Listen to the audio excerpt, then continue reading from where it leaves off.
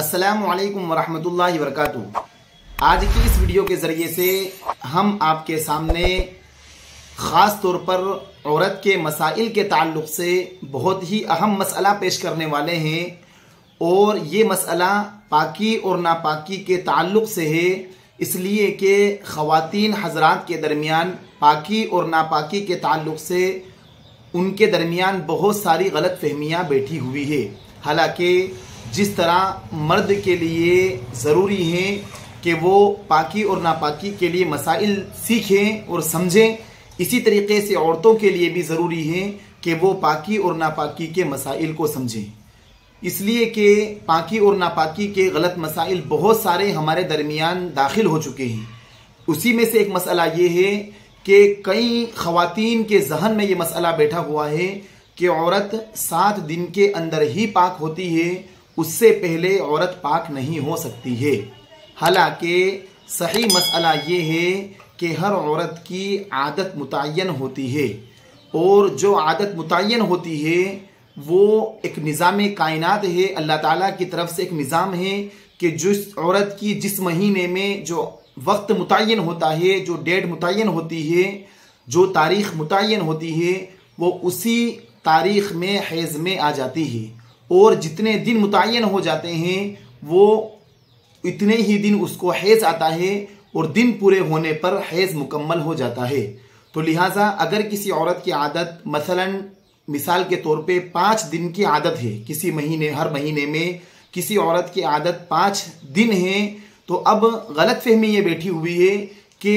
5 दिन में पाक होने के बाद हैज़ का खून बंद होने के बाद भी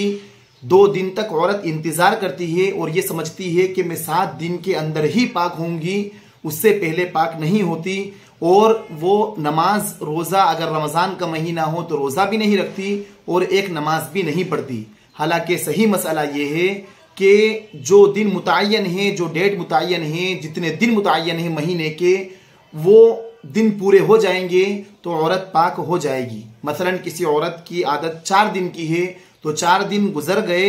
और खून बंद हो गया तो ये औरत पाक समझी जाएगी। अब वो गुस्ल करके नमाज शुरू कर दे, कुरान करीम की तिलावत शुरू कर दे और अगर रमज़ानुल मुबारक का महीना है तो रोज़ा रखना भी शुरू कर दे। लिहाजा इस गलत फहमी को हम दूर कर लें। कई औरतों के जहन में ये मसला बैठा हुआ है, तो अच्छी तरीके से समझ लें कि जो हमारे जहन में ये बैठा हुआ है कि 7 दिन ही में पाक होती है, उससे पहले पाक नहीं होती, ये बहुत गलत मसला हमारे दरमियान में बैठा हुआ है। इसलिए हम इस मसले को अच्छी तरीके से समझ लें कि अगर 3 दिन के अंदर किसी औरत का खून बंद हो गया तो अब वो 4 डेज और इंतज़ार नहीं करेगी, वो 4 दिन और इंतज़ार नहीं करेगी कि मैं 7 ही दिन में पाक होंगी। अगर किसी का 5 दिन में खून बंद हो गया है तो अब वो गुस्ल करके नमाज शुरू कर दे, कुरान करीम की तिलावत शुरू कर दे। अब वो 2 दिन और ज़्यादा इंतज़ार नहीं करेगी कि मुझे 7 दिन मुकम्मल होंगे तभी पाक होंगी। लिहाजा हम इस मसले को अच्छी तरीके से समझ लें। दूसरा मसला हम ये समझें कि औरत को जो हैज़ आता है उसकी कम से कम मुद्दत कितनी है और ज़्यादा से ज़्यादा मुद्दत कितनी है। तो औरत को जो हैज़ आता है उसकी कम से कम मुद्दत 3 दिन 3 रात है। लिहाजा जिस औरत को हैज़ शुरू हुआ है तो हैज़ कहा जाता है 3 दिन, कम से कम मुद्दत जो है वो 3 दिन और 3 रात है, और ज़्यादा से ज़्यादा जो मुद्दत है यानी ज़्यादा से ज़्यादा दिन अगर किसी औरत को हैज़ आ सकता है तो वो 10 दिन और 10 रात है। लिहाजा अब अगर किसी औरत को 10 दिन से ज़्यादा मसलन 12 दिन तक हैज़ का खून आया, 15 दिन तक हैज़ का खून आया, तो फिर वो हैज़ का खून शुमार नहीं होगा बल्कि वो बीमारी का खून शुमार होगा, जिसे अरबी में इस्तिहाज़ा कहा जाता है, यानी बीमारी का खून। और अगर किसी औरत को 3 दिन से कम आकर खून बंद हो गया, मसलन 2 दिन में खून बंद हो गया या 1 दिन में खून आकर बंद हो गया और फिर खून आया ही नहीं, तो वो भी इस्तिहाज़ा यानी बीमारी का खून कहलाएगा, वो भी हैज़ का खून नहीं कहलाएगा। इसलिए कि हैज़ की कम से कम मुद्दत 3 दिन 3 रात है, यानी 3 दिन है और ज़्यादा से ज़्यादा 10 दिन 10 रात है। लिहाजा अगर 3 दिन से पहले खून बंद हो जाए या 10 दिन से ज़्यादा खून अगर आता रहे तो वो बीमारी का खून शुमार होगा, वो हैज़ का खून शुमार नहीं होगा। इसी तरीके से अगर किसी औरत की आदत मसलन 6 दिन की थी या 8 दिन की थी, अब 8 दिन के बाद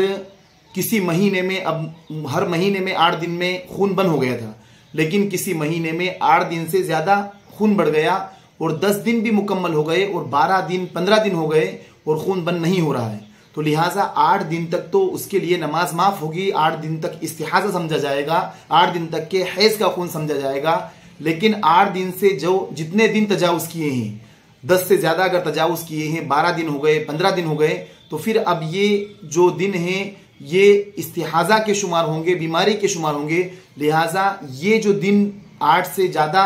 किसी महीने में आए हैं और 12-15 दिन हुए हैं, तो ये जितने अय्याम हैं, मसलन 8 से 9, 10, 11, 12, ये 4 दिन की नमाजों की उसको कज़ा करनी पड़ेगी, इसलिए कि ये हैज़ का खून नहीं है बल्कि ये इस्तिहाज़ा का खून है, ये बीमारी का खून है। इस मसले को औरतें अच्छी तरीके से समझ लें। कई औरतें इन मसलों में गलतियां करती हैं, इसलिए कि